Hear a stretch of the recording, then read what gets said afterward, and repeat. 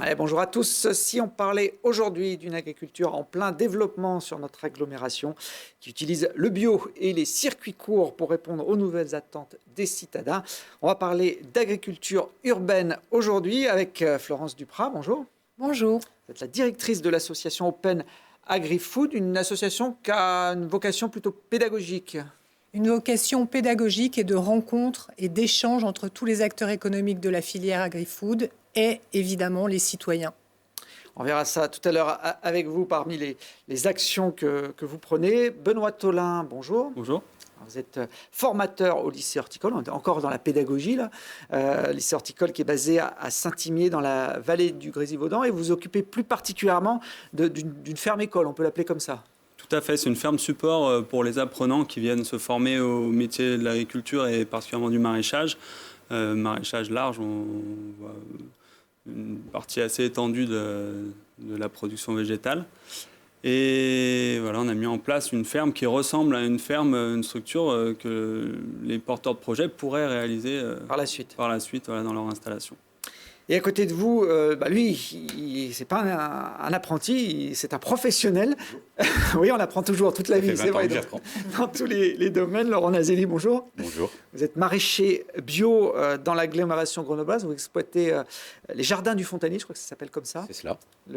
Plusieurs hectares aux portes de la ville de Grenoble. Vous êtes également à l'origine de la création de magasins de producteurs. On a participé à la création de 2 magasins. Un qui est donc à la ferme de Beaune, à la caserne de Beaune, et un autre qui vient de s'ouvrir à l'automne à Comboire, suite à l'arrêt des marchés Oui, avec la crise sanitaire. L'année dernière. Il fallait bien trouver d'autres solutions.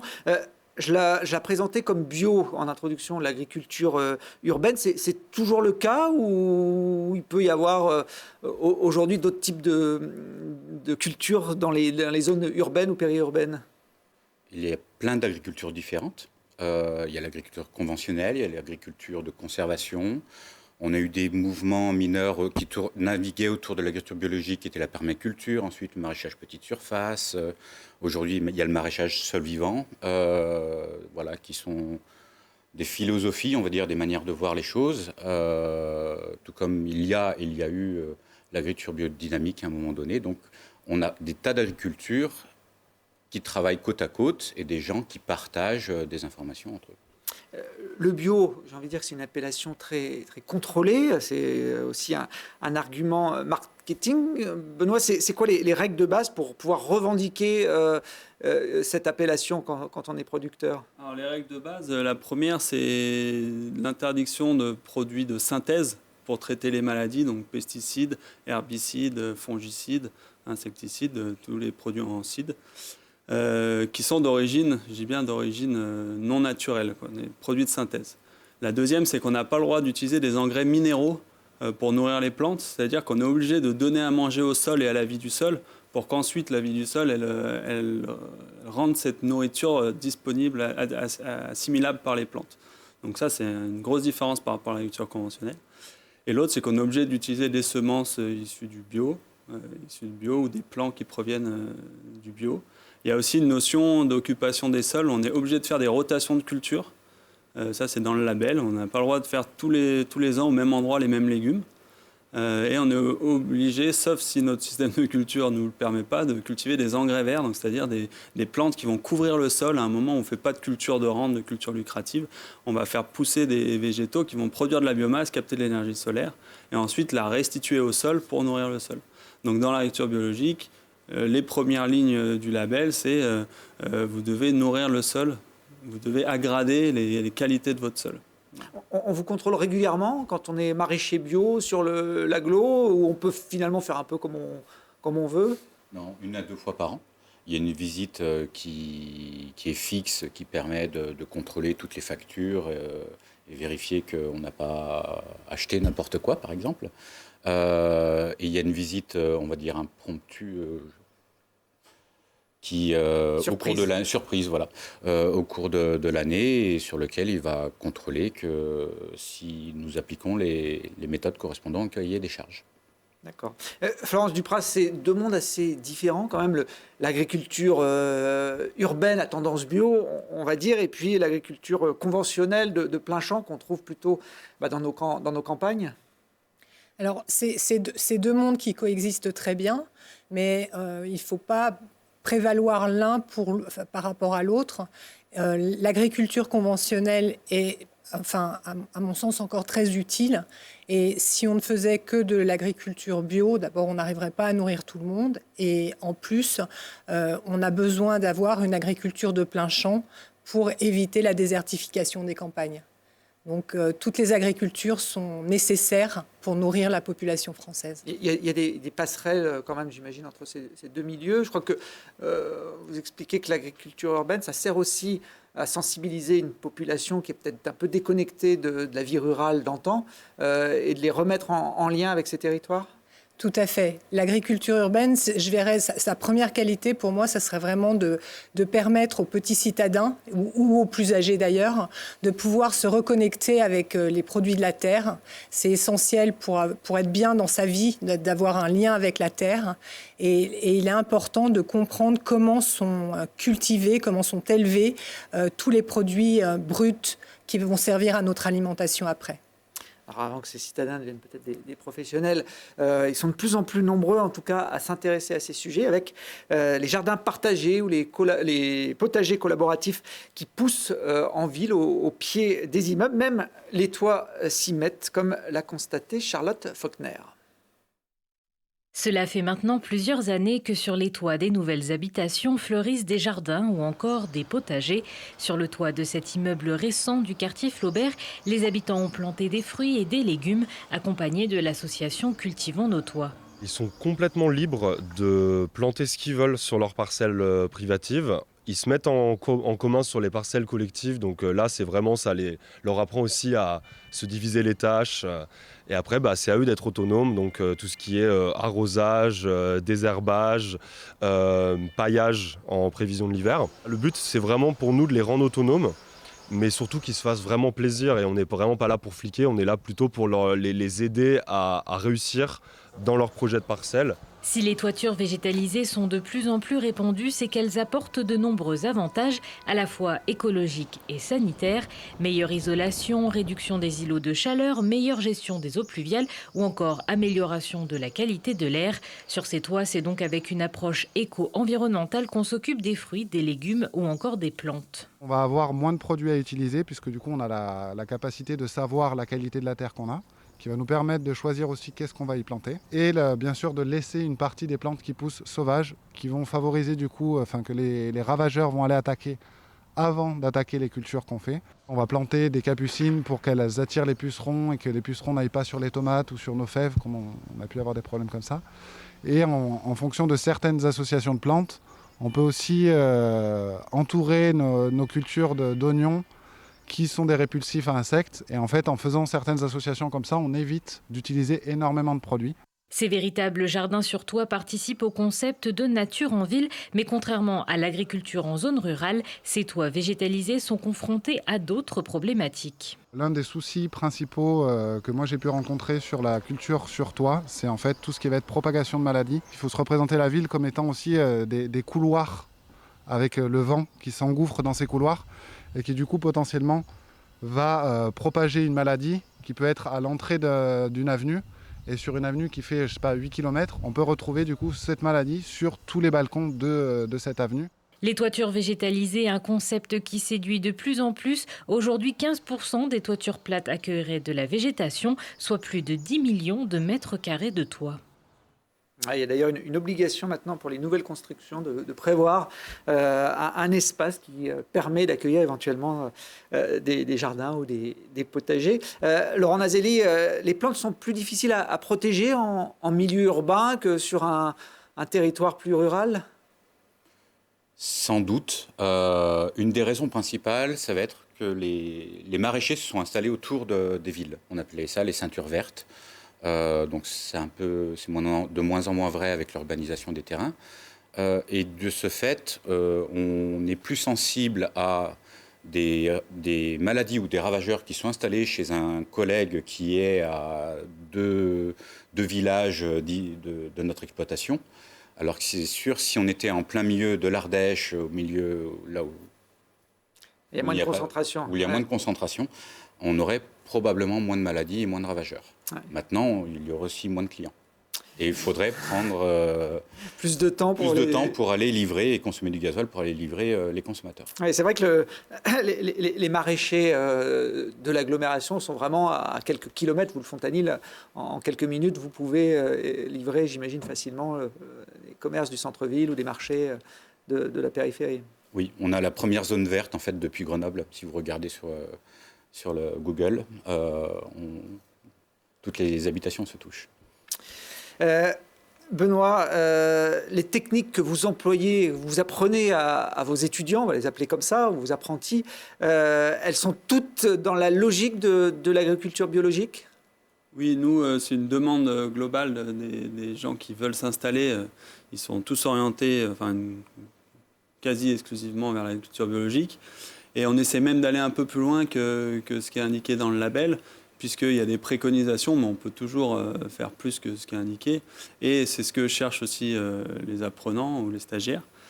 Et donc, on essaye d'aller vers la réduction de l'utilisation du plastique, la réduction du travail du sol, la réduction des traitements autorisés en bio, et voilà, de trouver des techniques qui restent efficaces, parce qu'il ne faut pas oublier que ces porteurs de projets qui vont s'installer, ils auront besoin de gagner leur vie aussi avec ces techniques. Donc on cherche à allier finalement les bonnes techniques efficaces, productives et écologiquement pour répondre aux enjeux, quoi. Le plastique, là, on voyait les images, ça sert quoi en général à éviter les mauvaises herbes ? C'est une occultation voilà, pour empêcher les adventices de pousser.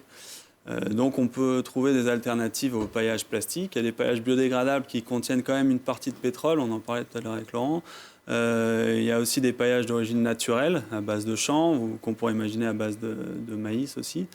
Et puis des résidus Donc nous, on utilise beaucoup le compost de déchets verts, qui est le résidu de taille, de tonte, des paysagistes et des particuliers de l'agglomération, qui emmènent ça à la déchetterie. La déchetterie utilise une plateforme de compostage et nous propose un compost qu'on peut utiliser. En mettant des épaisseurs suffisamment importantes, on peut remplacer l'utilisation du plastique. Et ce compost, il va nourrir notre sol, il va le protéger des agressions aussi de la pluie, des agressions du climat. Il va nourrir les habitants du sol, les insectes décomposeurs, les vers de terre, voilà, pour chercher de la biodiversité maximale dans nos sols aussi. Florence Duprat, l'agriculture bio a besoin de solutions pour protéger ses plantes, comme l'agriculture conventionnelle. Est-ce qu'il y a les mêmes moyens, il y a les mêmes innovations, la même force d'innovation dans ce secteur ? Oui, il y a tout à fait la même force d'innovation. Là, ce que vient de dire Benoît, ça démontre à quel point il est important aussi qu'on travaille tous ensemble, tous les échelons de la filière, sur des solutions. Parce que si tout le monde portait les résultats de ses tontes dans une déchetterie qui soit... pour les maraîchers, par exemple, on n'aurait plus besoin de paillage quasiment. Donc, le souci, c'est que l'innovation, parfois, elle est pas grande, c'est pas très important. C'est des petites choses qu'on mettrait en place et qui permettraient de faire que, cette agriculture bio puisse se développer beaucoup plus facilement. Alors, dans l'agriculture conventionnelle, quand les plantes sont malades, il y a des produits phyto qui servent justement à lutter contre la maladie. Vous ne les avez pas, Laurent, à votre disposition ? On a quelques produits. Le soufre, le cuivre sont connus. Il y a une bactérie qu'on utilise depuis 25-30 ans qui s'appelle le bacillus, qui marche très bien contre des petites chenilles également. Il y a quelques produits, mais ce n'est pas notre priorité. Nous, on va essayer de faire en sorte que la plante soit saine. On appelle ça des mesures prophylactiques. Donc tout simplement, tout comme l'être humain, si on prend soin de nous, si on mange correctement, si on dort assez, etc., si la plante on ne tombe pas malade, ou beaucoup moins souvent, et si la plante est en bonne santé, on n'aura pas ou peu besoin de traiter. Maintenant, à un certain moment, il y a certaines cultures, on n'y peut rien. On sait que systématiquement, elles vont tomber malades. Donc nous, qu'est-ce qu'on va faire, par exemple ? On a fait l'essai sur l'ail, ne faire aucun cuivre.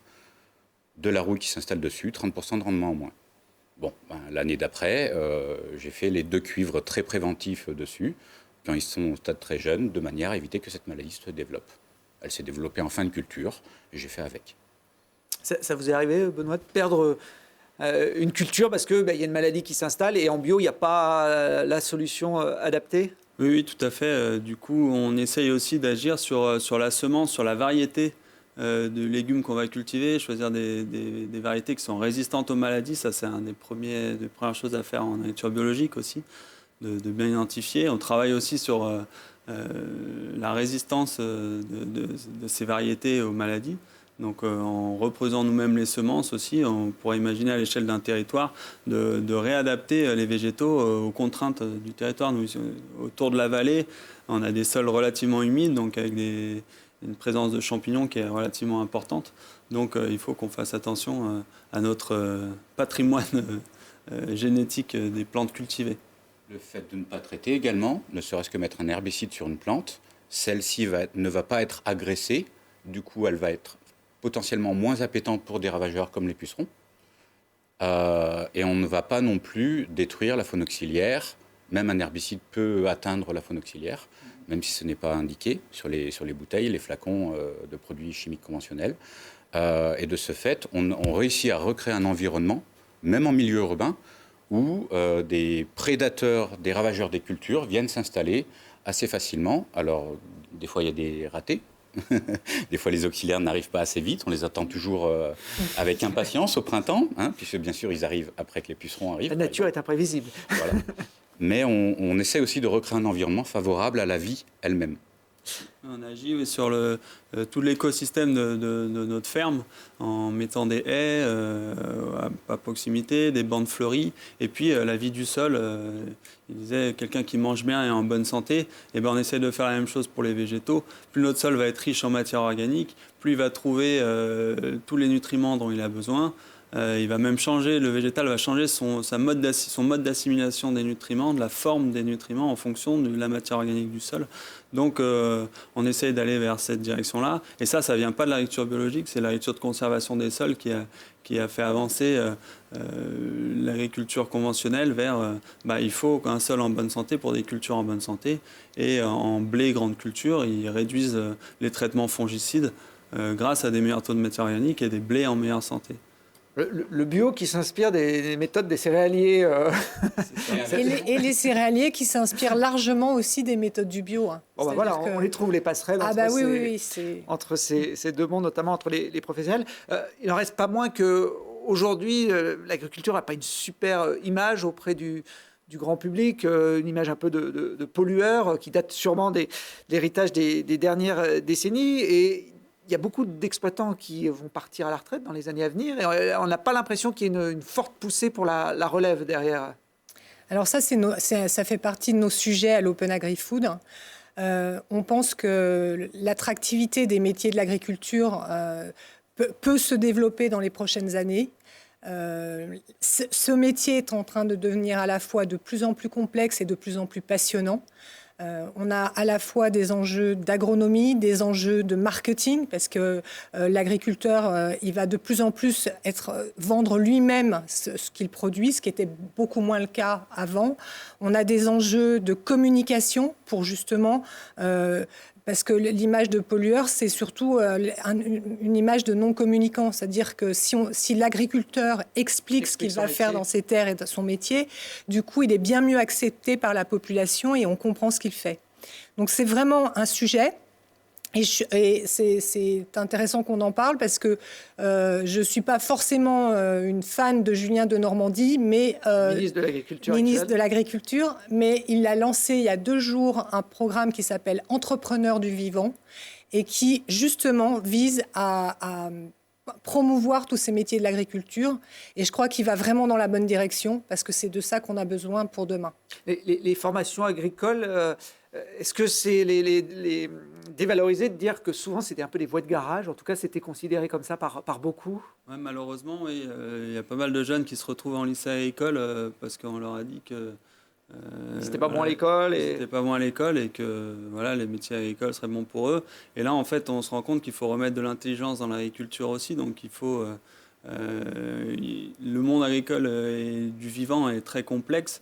Et c'est des métiers d'avenir où il y a tout à apprendre encore. On ne sait toujours pas comment fonctionne un sol. Donc, je pense qu'au contraire, il faut avoir conscience que dans ces métiers du vivant, la quantité de choses à apprendre, elle est infinie. Et c'est des métiers passionnants. Vous étiez ingénieur avant, dans une autre vie, donc vous avez fait des grandes études pour arriver à décrocher un diplôme d'ingénieur. Oui, surtout, j'ai fait de la recherche après, donc j'ai fait une thèse. Et je n'ai pas forcément trouvé mon compte dans les orientations vers lesquelles allait la recherche scientifique.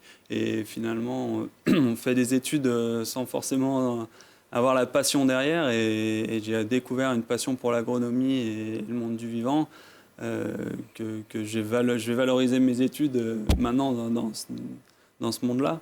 Et je suis pas du tout un cas isolé, hein. Nous, en formation pour adultes, on a beaucoup de personnes en reconversion professionnelle qui ont fait des études plus ou moins grandes, mais pas mal qui ont quand même fait des grandes études, et qui se rendent compte que trouver du sens et de l'accomplissement dans son travail, ça passe pas forcément par un haut niveau d'études. Et je pense qu'il y a pas mal de stagiaires qui ont appris plus de choses en une année de niveau bac en BPREA à Saint-Imier que pendant des licences ou des maîtrises dans des grandes écoles. C'est des gens qui viennent pas forcément d'une culture agricole, de famille. Nous, il y a 90% de hors cadre familial, on va dire, dans des promos de 20-30 stagiaires adultes. Il y en a un ou deux qui vont reprendre la ferme de leurs parents. Tous les autres, ils ont l'arrière-grand-père ou le grand-père qui était paysan. Ils ont connu ça de loin, mais ils ont quand même, je pense, eu ça au fond de la tête. Et puis quand ils se sont retrouvés derrière un ordinateur 8 heures par jour ou 9 heures par jour, ils se sont dit, tiens, peut-être que retourner travailler dehors et comprendre aussi comment ça marche, ce qu'on mange, et ça a plus de sens et c'est plus concret, quoi. Alors, vous allez peut-être devenir une exception. Laurent, est-ce que vous vous inscrivez dans une lignée familiale d'exploitants? 4e génération, oui, c'est l'arrière-grand-père qui est venu d'Italie parce que c'était un peu la misère à l'époque et qui s'est installé. Mais on a donc 5 personnes travaillant avec moi. Je suis associé avec Nadège Koch et nous avons 5 salariés en permanence sur l'exploitation toute l'année. On a à peu près les mêmes profils, des gens qui ont fait des bac plus 5, des bac plus 2, des ressources humaines, des artistes, des backpackers, des gens qui viennent faire leur expérience pour potentiellement s'installer derrière. On tourne à peu près à une installation, voire des fois 2 par an, parmi les gens qui travaillent avec nous. Donc on a à peu près les mêmes profils qui ne viennent pas du monde agricole et qui cherchent à donner du sens à leur travail. Vous avez 7 hectares, je crois, oui. de maraîchage au Fontanis. C'est un métier, on essaye d'attirer les jeunes, c'est un métier où on gagne bien sa vie. Laurent, vous le présenteriez comme ça? Dans un contexte où l'agriculture, où on perd 2% des agriculteurs par an, je dirais qu'en bio, en maraîchage diversifié, à côté des villes, on s'en sort pas trop mal. On arrive à bien vivre de notre métier si on est bon techniquement, qu'on est bon au niveau de la commercialisation, potentiellement du management, etc. Rien n'est gagné d'avance. On rencontre régulièrement des collègues qui, au bout de X années d'installation, leur objectif, c'est de gagner 600-700 euros par mois. C'est quand même difficilement à des heures de 50. Ça donne pas envie, en tout cas. Ça ne donne pas envie. Pas à 60-70 heures par semaine. Donc, on se rend compte que l'organisation, les structures, les associations fonctionnent.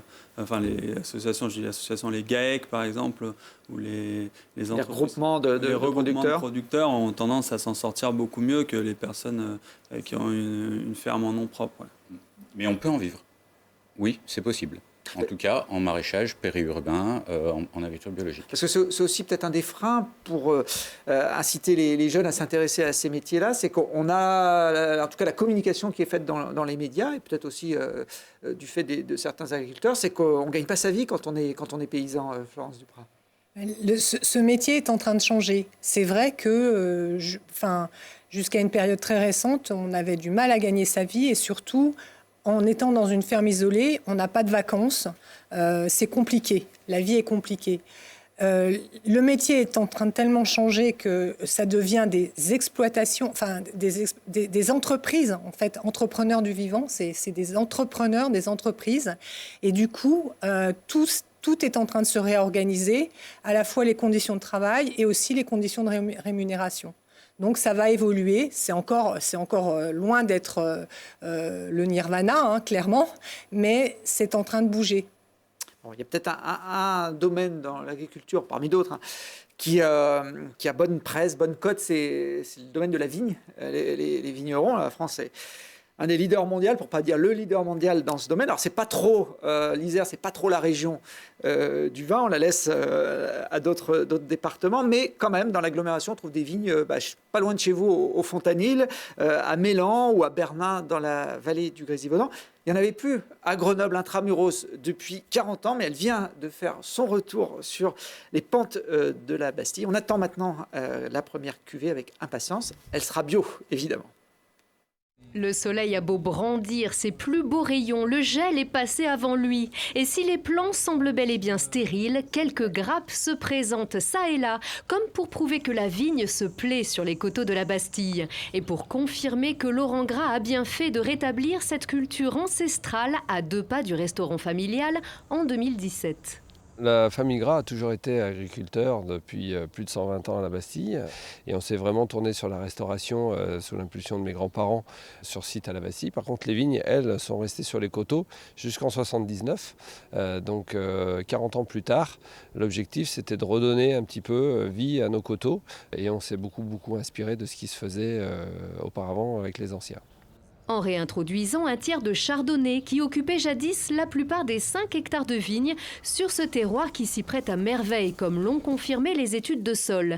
Mais le chef avait aussi la volonté de travailler sur un cépage typiquement isérois. Il a choisi la Verdesse, dont les 3000 pieds cultivés en surmaturation permettront de créer un vin moelleux. Enfin, sur une petite parcelle en amont, 3 cépages locaux de rouge, Douce, Noir, Persan et Mondeuse, seront assemblés pour compléter la gamme, dans le plus strict respect d'une agriculture bio.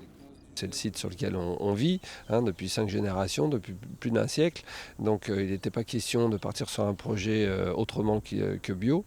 On a fait la conversion dès le début, c'est-à-dire avant de planter, avant le travail des sols, on a fait intervenir un audit externe de la société EcoCert qui valide chaque année, par plusieurs visites, notre travail en bio. Donc on a la chance de pouvoir étiqueter dès notre première vendange un vin bio, un vin de l'Isère en bio. C'était une logique en fait, d'être en agriculture biologique, en sachant qu'on est dans un environnement où on a plein de promeneurs, on a énormément de faune. Moi, tous les matins en ce moment que je viens de bonne heure, je croise des lièvres, des chevreuils. L'hiver, on peut croiser des sangliers. Il y a aussi un intérêt à rester dans un contexte où on préserve le site pour tous ces animaux. Tous les produits employés sont autorisés par le label. Des produits phytosanitaires à base de soufre et de cuivre pour lutter contre les maladies fongiques, un compost de pulpe de raisin et de fumier de mouton pour nourrir le sol à l'automne et préparer la saison suivante. Et si les herbes folles se régalent, c'est parce qu'on n'utilise aucun herbicide. Le travail est mécanique avec un treuil qui laboure à l'automne et manuel et participatif en cours de saison. On fait pas mal appel aux souscripteurs qui ont participé au financement du projet. Et du coup, on se fait des petites matinées où chaque souscripteur prend un rang et puis on vient arracher de l'herbe le long des rangs pour limiter les maladies en fait. Et le repas offert ensuite par le Père Gras n'inclut pas encore le vin de la maison. La première vendange, qui a défié la sécheresse, est mise en bouteille, mais elle prend son temps pour développer ses arômes exceptionnels, paraît-il. Le gel a compromis la seconde. Les futures cuvées du vin de Grenoble seront dégustées au restaurant et chez quelques cavistes, si enfin les caprices du climat s'apaisent. Eh oui, la météo, c'est peut-être le paramètre le plus compliqué à gérer dans vos métiers, parce que là, qu'on soit en bio ou en conventionnel, on n'a pas la main sur ce paramètre, Benoît. Non, c'est pour ça qu'il faut être prêt à tout moment, à tout ce qui peut arriver. En maraîchage diversifié, on a une chance, c'est qu'on fait 40 espèces de légumes, une centaine de variétés, qu'on échelonne dans la saison. S'il y a un coup de gel à un moment, on perd une partie de notre production, mais on va pouvoir se rattraper sur autre chose. Les arboriculteurs, les viticulteurs, ils n'ont pas la même chance que nous. Et puis on a des cultures qui sont protégées sous abri aussi et qui nous mettent un peu, qui nous protègent un peu des conditions extrêmes, on va dire. C'est une bonne nouvelle, Laurent Nazelli, de retrouver de la vigne à la Bastille et puis un peu plus largement sur l'Isère, qui n'est normalement pas un territoire qui se prête à ce type de culture, ou qui ne l'était pas en tout cas. À l'époque, il y avait 100 hectares de vignes au Fontanil. Ouais. Donc on appelait ça du 23. Il y en a 2 qui tiennent celui qui boit. Donc oui, c'est pas forcément une bonne nouvelle, puisque ça annonce clairement un changement climatique, pour ne pas appeler ça un réchauffement climatique, ou un changement climatique qu'on voit de plus en plus apparaître en maraîchage. Globalement, des printemps assez secs, ensuite avec potentiellement des températures assez élevées en début de saison et ensuite un coup de gel. Ce qui pose les problèmes qu'on a eu ce printemps pour tous les viticulteurs, les arboriculteurs qui ont perdu leurs fruits à ce moment-là. Des étés assez chauds, malgré le mois de juin que l'on est Il y a toujours des exceptions. Il y a toujours des exceptions. Et des automnes plutôt pluvieux qui nous posent pas mal de problèmes également. Donc c'est une bonne nouvelle, je ne sais pas. On est en train de subir des changements climatiques qui sont assez conséquents et qui vont s'amplifier dans les années à venir. Maintenant, on le sait. C'est un impact pour les années à venir, cette évolution du climat qui forcément va se répercuter sur les productions agricoles? Ah oui, ben oui, ça va complètement modifier les zones de culture et les cultures elles-mêmes. Donc ça a un impact énorme. L'agriculture est à la fois une cause, on l'accuse du réchauffement climatique, mais c'est aussi une solution du réchauffement. Il ne faut pas oublier que grâce à l'agriculture, on peut séquestrer du carbone dans les sols, c'est-à-dire éviter que le CO2 s'en aille dans l'atmosphère. Donc ça change tout. Là encore, ça change tout et du coup, on a vraiment besoin d'entrepreneurs du vivant armés pour pouvoir faire face à ce réchauffement. On le voyait dans le reportage. Alors, à la Bastille, c'est une petite surface. On fait appel aux contributeurs, ceux qui ont aidé le projet pour venir désherber, donner un coup de main, etc. Puisqu'on ne peut pas utiliser tous les produits phyto qui existent sur le marché. Quand on a une exploitation un peu plus grande comme la vôtre, j'imagine qu'on fait du désherbage mécanique, Laurent ? Oui, c'est un des moyens de lutte contre les mauvaises herbes. Donc fatalement, qui dit agriculture biologique dit pas de désherbant, donc des moyens mécaniques pour détruire les mauvaises herbes, puisqu'un légume a besoin de pousser sans compétition. Et donc on consomme du gasoil. Donc on pollue un peu. Donc voilà, il y a plusieurs agricultures, on doit tous collaborer ensemble et essayer de trouver la meilleure agriculture possible en fonction de nos territoires et nos productions. Nous, ce qu'on a essayé de développer sur l'exploitation à l'heure actuelle, c'est la basse technologie et la basse motorisation. Donc ça passe par un outil qui a été développé par l'atelier paysan. Benoît travaille aussi avec l'atelier paysan. Des paysans qui sont regroupés et avec l'aide d'ingénieurs développent des outils adaptés à nos productions. Là, en l'occurrence, ce qu'on essaie de développer sur l'exploitation, ce sont des panneaux solaires, une batterie, des roues de motocross et une bineuse en dessous avec une structure métallique qu'on a montée nous-mêmes. Donc on appelle ça le Stibin, il y a la Grozouk, etc. On développe des machines pour faire la transition écologique plus tard, pour éviter le réchauffement climatique. Il faut le breveter, ce système-là. C'est en open source. Il faut partager absolument les informations. Très bien, c'est vrai que vous êtes dans cette logique. C'est l'atelier paysan qui est là. C'est disponible sur Internet. Tout le monde peut fabriquer sa machine. C'est vrai que le monde paysan souffre très peu de la concurrence et de la privatisation des biens, etc. On s'entraide. Il y a une entraide qui est flagrante. Il y a de la formation aussi en commun. C'est-à-dire qu'une fois qu'on est installé, qu'on a notre ferme, qu'on produit nos légumes, il faut aller voir les collègues, il faut échanger sur les pratiques. À chaque fois qu'on croise un autre maraîcher, on va boire un coup pour discuter de comment tu as fait toi, comment tu as géré ça cette année, comment tu vas faire l'année prochaine. Et voilà, on est en constante évolution et apprentissage dans l'entraide. Ça, c'est beau. Ça peut motiver à venir dans les mondes du vivant pour sortir d'avoir peur de l'autre, de la compétition. On se retrouve dans un monde où on a l'impression que c'est des gens bien. Oui. Un relationnel peut-être plus fort que dans d'autres métiers. Florence disait tout à l'heure que l'agriculture bio ne pourrait pas remplacer, substituer l'agriculture conventionnelle. Est-ce que vous partagez ce point de vue tous les deux ? Non.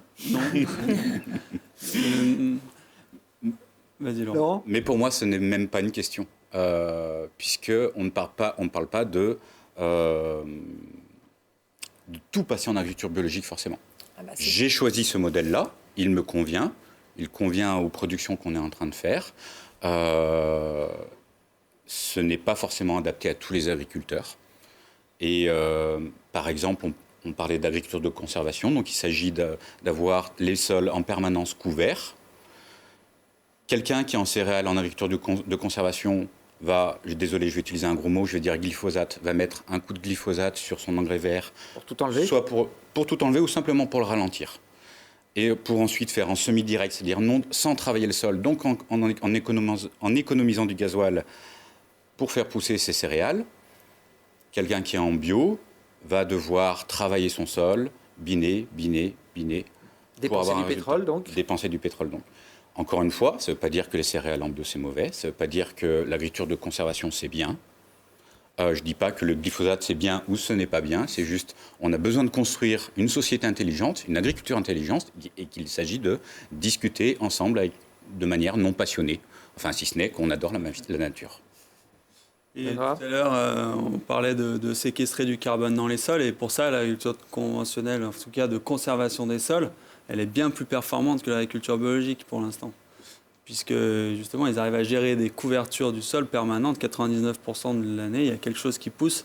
En bio, pour la gestion des adventices, on a besoin parfois d'avoir des sols nus pendant un moment. Et ça, c'est catastrophique pour la biodiversité du sol.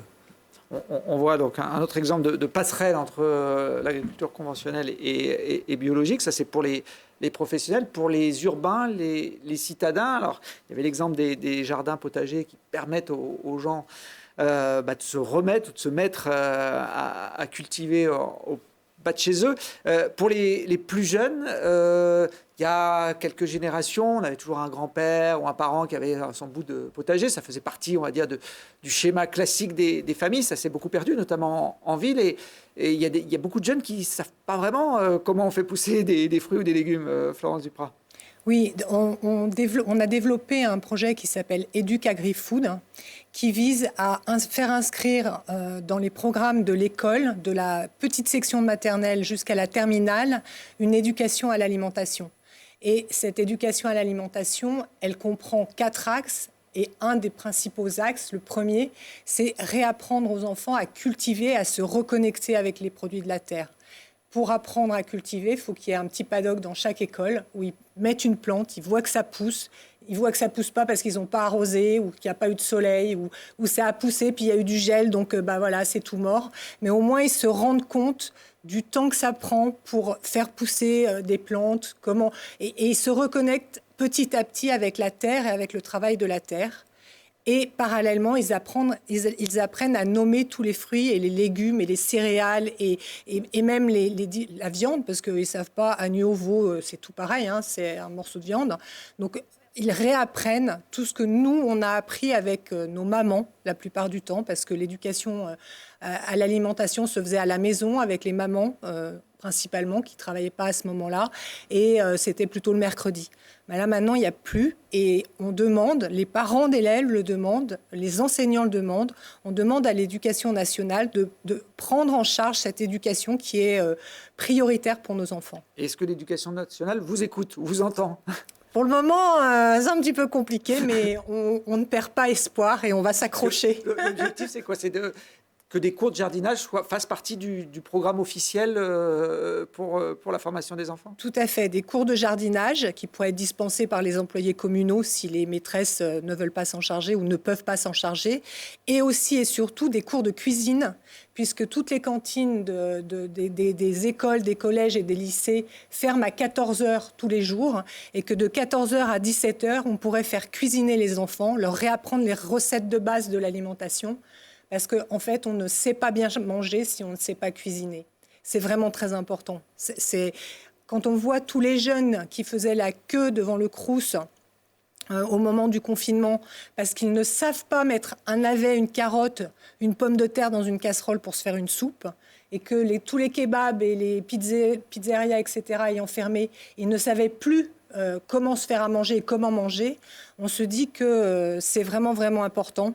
Et puis si on prend en compte le coût de la santé, du diabète et de l'obésité en France, qui se monte à 20 milliards chaque année, la prise en charge, on se dit qu'il y a quand même peut-être une petite place pour l'éducation à l'alimentation dans cette équation. Bon, il faut demander au ministre de la Santé de faire pression sur le ministre de l'Éducation nationale. En ce moment, il a le pignon sur rue, le ministre de la Santé, donc pour essayer d'intégrer ça, parce que ça se fait un peu dans le périscolaire pour certaines écoles. Moi, j'ai des enfants qui ont fait un peu de cuisine ou qui ont un petit potager à la sortie de l'école, mais ça ne fait pas partie du programme officiel. Voilà, et du coup, c'est un peu injuste entre les enfants parce que certains apprennent à cultiver, à cuisiner, et d'autres où l'école a totalement pas pris ça en charge, ils ne savent pas.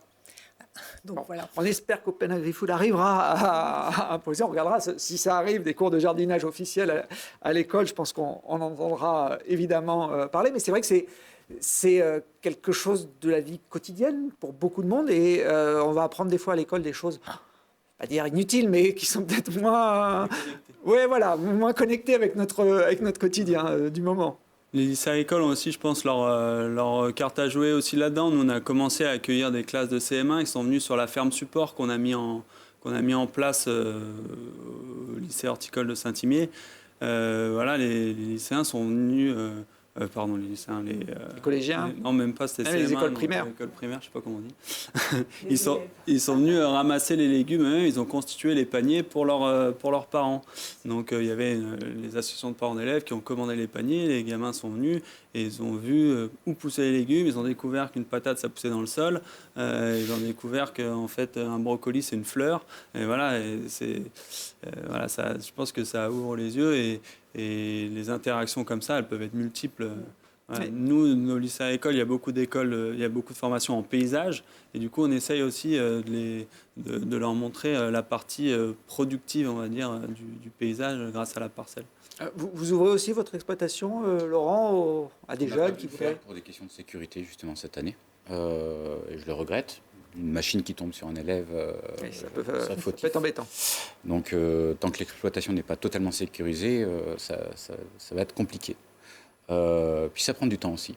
Oui. Et les légumes sont là pendant que les élèves viendraient pendant que les légumes poussent. On n'est que 2 associés, et en pleine saison, là, Oui, c'est vrai que c'est aussi un frein pour faire découvrir. Rien de mieux que d'aller voir comment ça se passe sur le terrain, mais un agriculteur qui accueille une classe, ça peut lui prendre une demi-journée de boulot en moins, quoi. Ça fait partie de l'équation économique. On milite pour que chaque agriculteur qui reçoit une classe soit rémunéré pour ça. Quand on va au cinéma avec les élèves ou à voir une pièce de théâtre, il y a un budget qui est... Les enfants payent leur ticket sur le budget de l'école. Et donc, on peut tout à fait imaginer qu'il y ait aussi un budget pour aller visiter une exploitation agricole ou une boulangerie ou une boucherie. Mais tout ceci en rémunérant évidemment la personne qui accueille, et du coup qui le fera peut-être aussi avec en ayant des règles pédagogiques plus poussées que si elle le fait en voulant faire bien,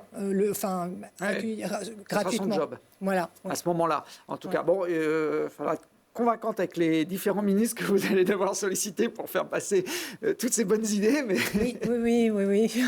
Dans la métropole, on a beaucoup de communes aussi qui ont initié ou qui ont mis en place des fermes communales qui pourraient servir de support. Et c'est vrai qu'on est quand même sur un terreau favorable à ça autour de Grenoble. Et voilà, mettre en place des producteurs locaux qui ont un lien avec les écoles, avec les élus, etc. C'est essentiel. C'est essentiel, ouais. Je ne sais pas si les abeilles peuvent être un bon vecteur pour sensibiliser les enfants à l'environnement, à l'agriculture ou à l'apiculture. Les abeilles, c'est un peu plus compliqué parce que ça pique. Oui. Mais donc, il ne pourra pas y avoir de travaux pratiques. Par contre, tous les aliments doivent être vus pendant le cycle, les différentes années scolaires. Et évidemment, le miel, c'est important que... ils ne savent pas que c'est des abeilles qui font le miel. Donc, rien que de voir comment le miel est fait et à quoi sert l'abeille en plus que de faire du miel, toute la pollinisation, etc.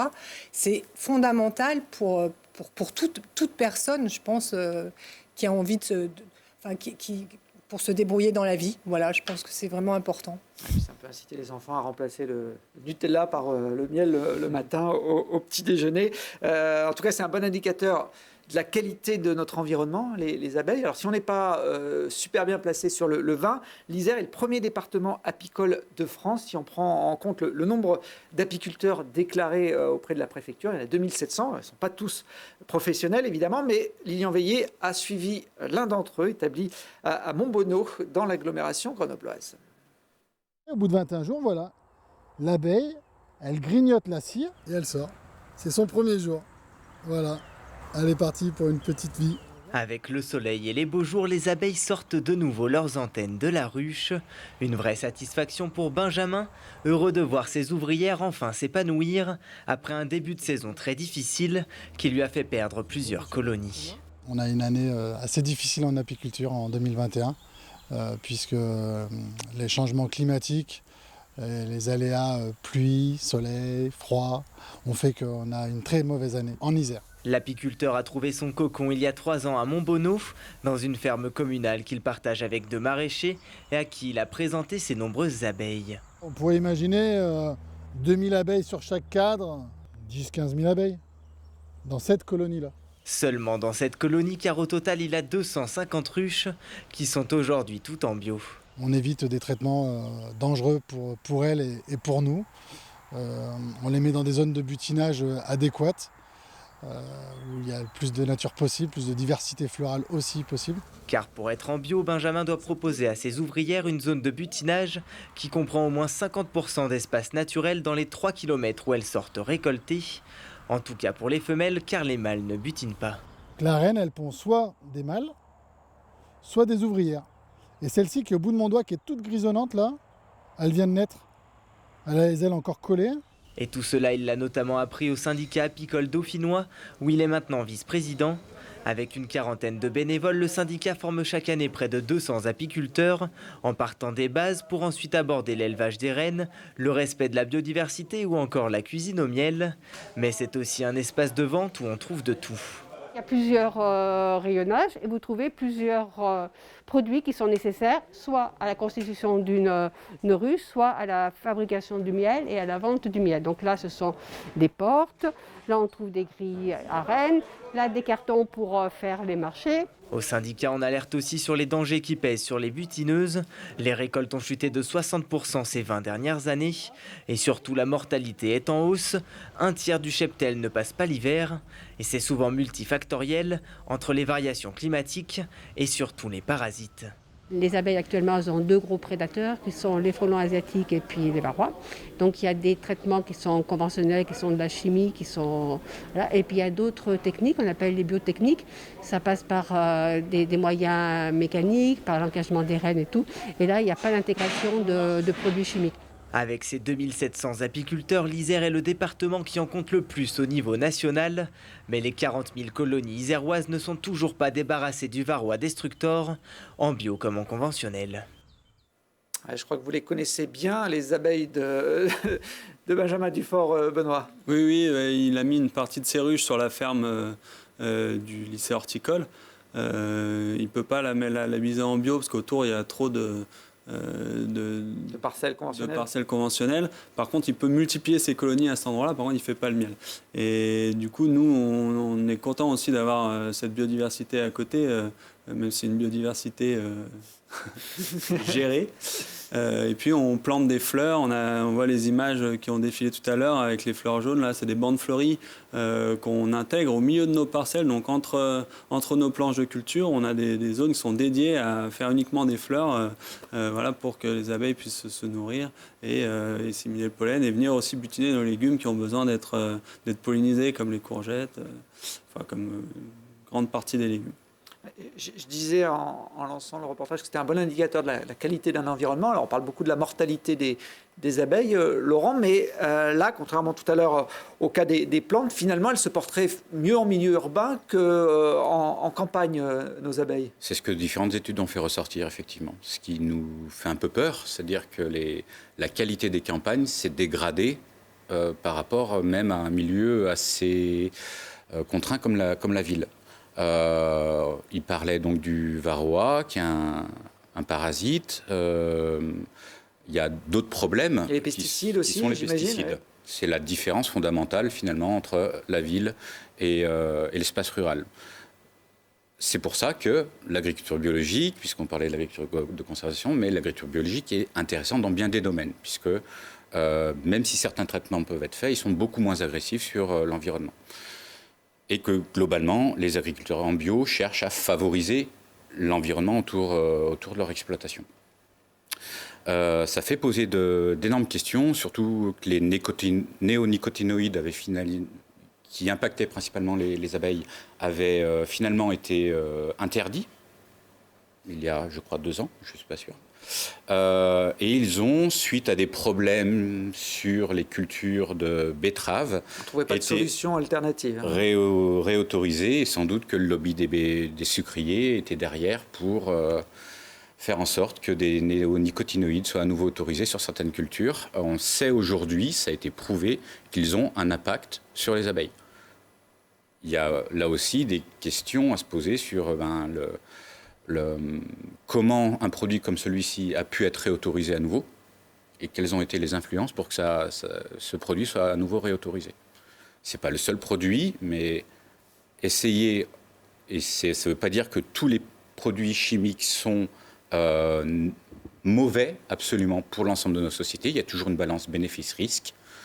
S'il n'y a plus du tout de pesticides à l'heure actuelle, eh bien, ça veut dire qu'il va falloir retourner dans les champs.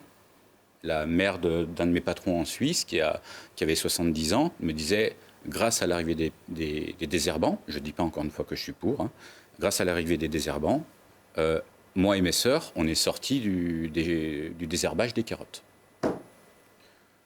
Et on a pu, du coup, continuer un peu les études. C'est arrivé quand elle avait 13 ans. Elle s'en rappelle encore. Donc, encore une fois, je suis en agriculture biologique, je ne fais pas la promotion de pesticides, mais il s'agit à chaque fois, pour chaque débat de société, de faire une balance bénéfice-risque. Là, les abeilles, c'est un enjeu primordial pour l'ensemble de la planète.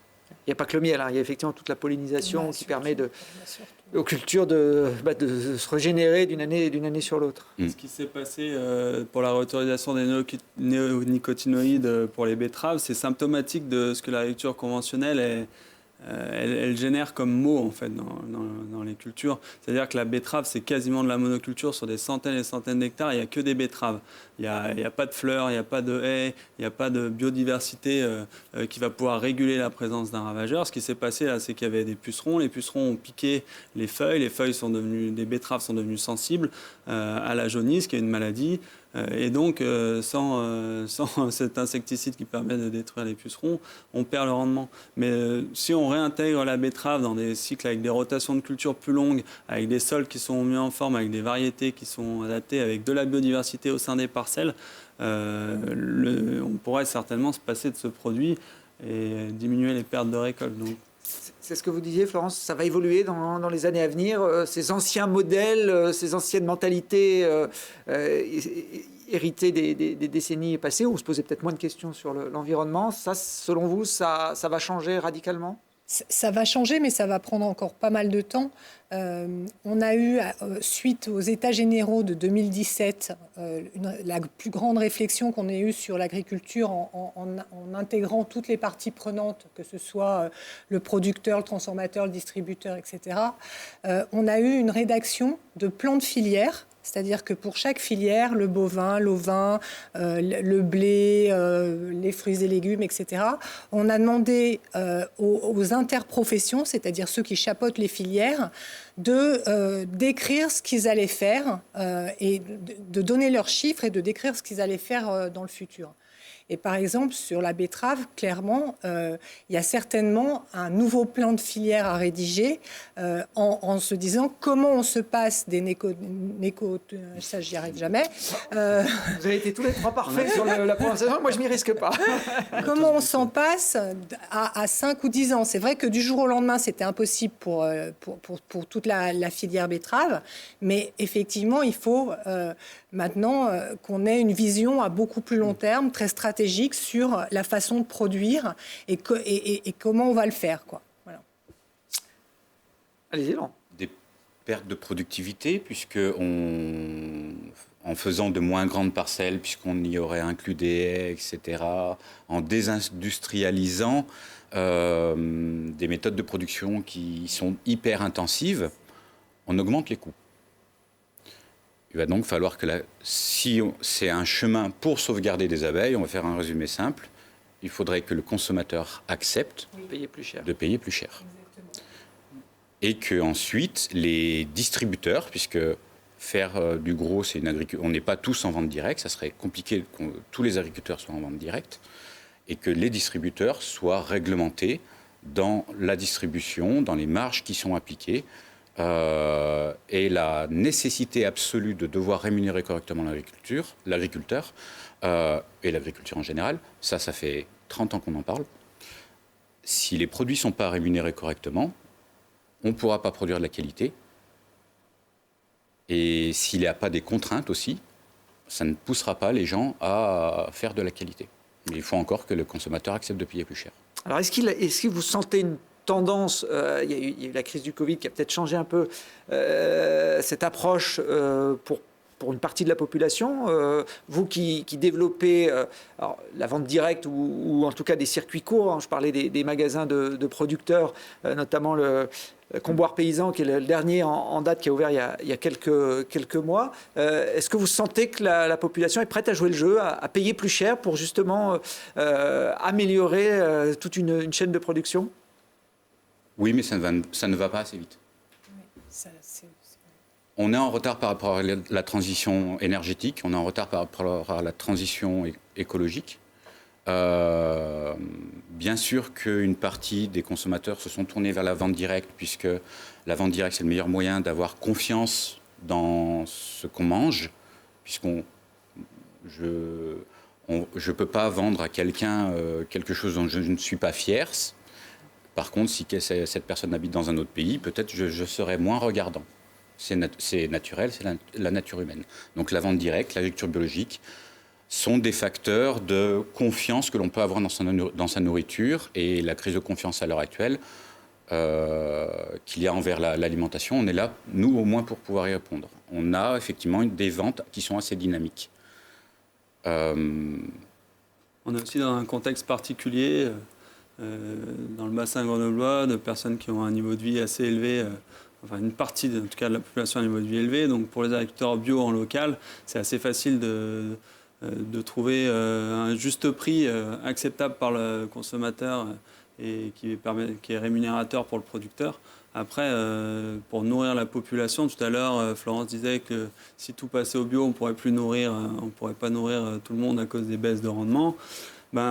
C'est aussi qu'on est face à un modèle pour l'instant où on a beaucoup de déchets, de gâchis dans notre chaîne de production et de distribution, qu'on consomme énormément de viande, qu'on fait aussi des agrocarburants avec les plantations. avec des plantes. Donc il y a un moment quand il va falloir choisir entre conduire ou se nourrir, il va falloir choisir. Et que l'alimentation est passée à 12% du budget des ménages, alors qu'on était à 60, 70 ou plus, voire 80% il y a un siècle.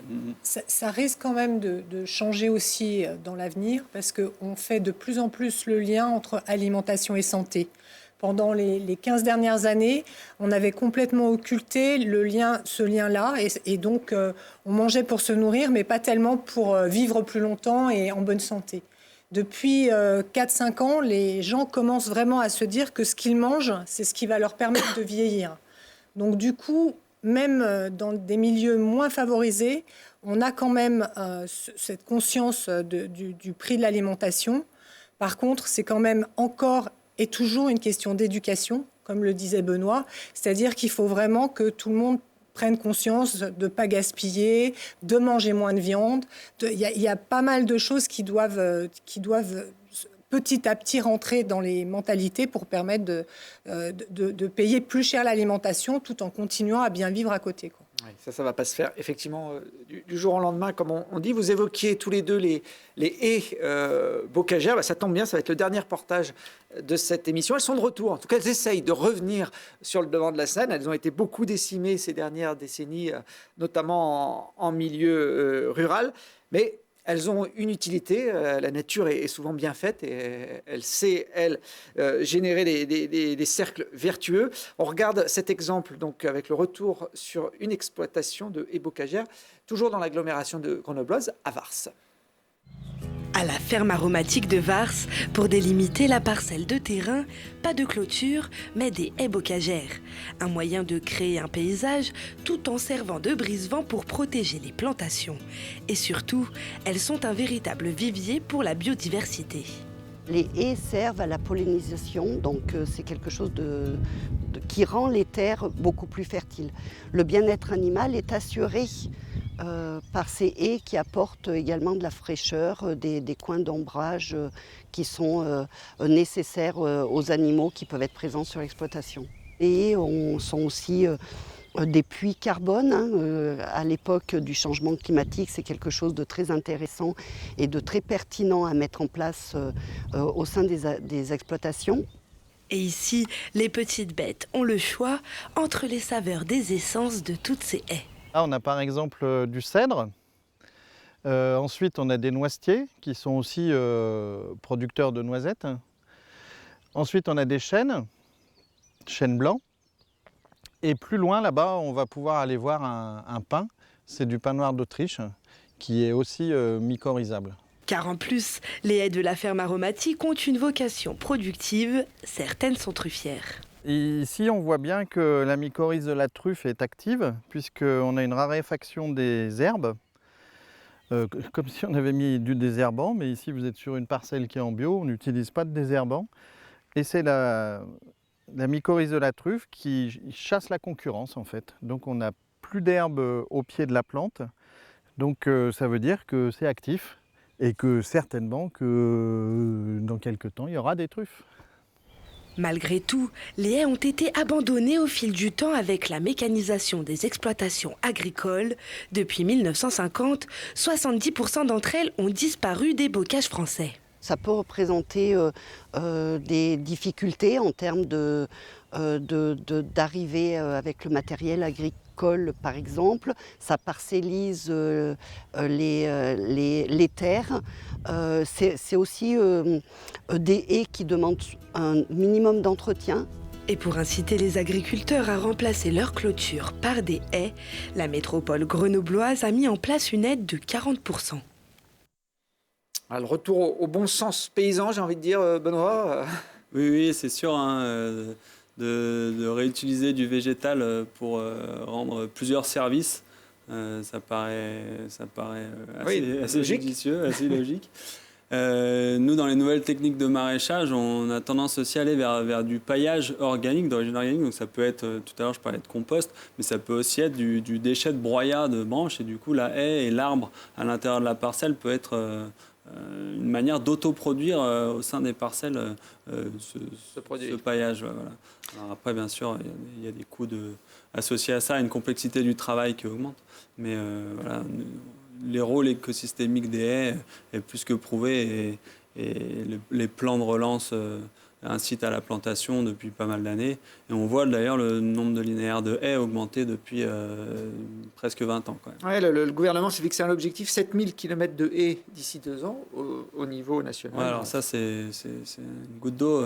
Oui, ce que j'allais dire, je ne me rendais pas bien compte, mais le budget alloué de 3 millions d'euros, donc si on le divise au niveau national, ça ne reste pas grand-chose. Parce qu'on parlait de millions de kilomètres à l'époque. C'est ça. Bon. En tout cas, ça va dans le bon sens, même si c'est une toute petite avancée. Plus globalement, Laurent, il y a beaucoup d'aides de la part des collectivités ou de l'État pour l'agriculture biologique. On sait que l'agriculture conventionnelle est pas mal subventionnée, notamment par l'Europe. Est-ce que c'est la même chose dans votre activité? Vous êtes sur des petites parcelles, on l'a dit, quelques hectares par producteur. On peut avoir des aides pour la subvention de l'achat de matériel neuf. Donc, nous, on ne rentre pas dans ce cadre-là, puisqu'on va fabriquer principalement nos machines. Ça, j'ai bien compris. Une partie qui est éligible. Par contre, suivant les programmes, l'autoconstruction peut être prise en compte. Mais c'est assez compliqué et ça prend du temps. En fait, la plupart des subventions, je ne dis pas que je suis contre, mais elles vont favoriser davantage les exploitations qui ont le temps de monter des dossiers. Et le simple peine, par exemple, pour les haies, j'aurais été intéressé potentiellement. On verra du coup si on les finance nous plus tard avec nos propres deniers. Mais le temps consacré au fait de monter un dossier, à la réflexion autour du projet, pour pas faire n'importe quoi, voilà, c'est très chronophage.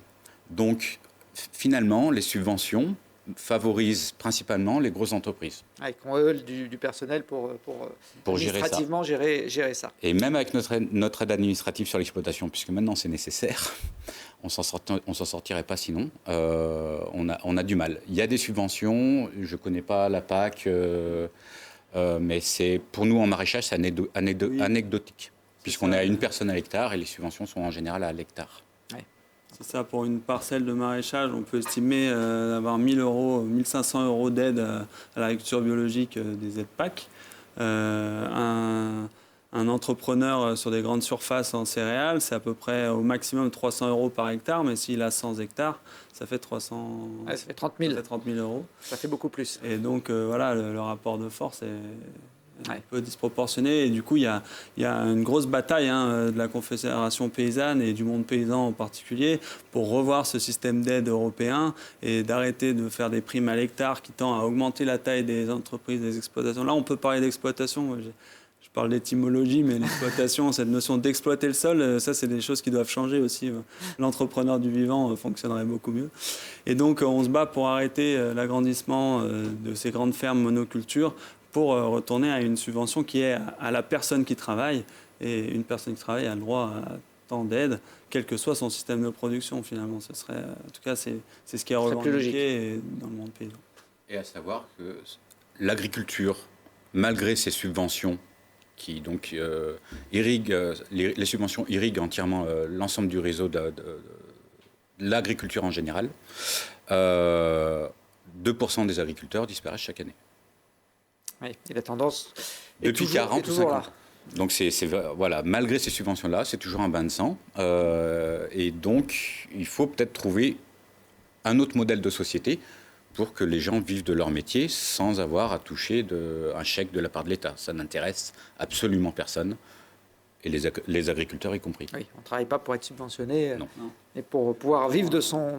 Et pourtant, c'est ce qu'ils vivent au quotidien. Ils se lèvent le matin en sachant qu'ils vont perdre de l'argent malgré les subventions. Et encore, avec l'appauvrissement des sols, la résistance aux produits chimiques, il y a une stagnation des rendements en céréales qui fait que chaque année, ils vivent de moins en moins bien. Et avant, ils payaient à crédit sur la récolte les produits phyto, les carburants, etc. Et maintenant, la récolte ne permet même pas de payer ça, les charges. On se donne rendez-vous dans quelques années pour voir si les choses ont évolué dans le bon sens, si les programmes scolaires intègrent du jardinage et de la cuisine, si les bonnes pratiques d'un côté comme de l'autre ont réussi à infuser et que les choses s'améliorent. On le souhaite et on l'espère quand même que les années qui viennent seront un peu plus optimistes sur ce point. Je crois que vous avez un rendez-vous important pour votre association à l'automne prochain. Là, on est plus près dans le temps, Florence. C'est gentil de me tendre la perche. Oui, le Forum Open Agri-Food aura lieu les 9 et 10 novembre prochains. Et ce sera la restitution des états généraux annuels de l'alimentation qui sont lancés après 2017. En fait, on fait un bilan des EGA de 2017 et on travaille sur des nouvelles actions pour les 2 ans qui viennent. Donc, vous êtes tous bienvenus à Orléans les 9 et 10 novembre pour venir réfléchir avec nous. Merci. Ah ben voilà, la date est passée. Merci en tout cas à tous les 3 d'être venus. On a bien fait le tour de la question autour de cette agriculture urbaine qui se développe dans notre agglomération. Une émission que vous pouvez revoir en replay comme toutes les autres sur télégrenoble.net.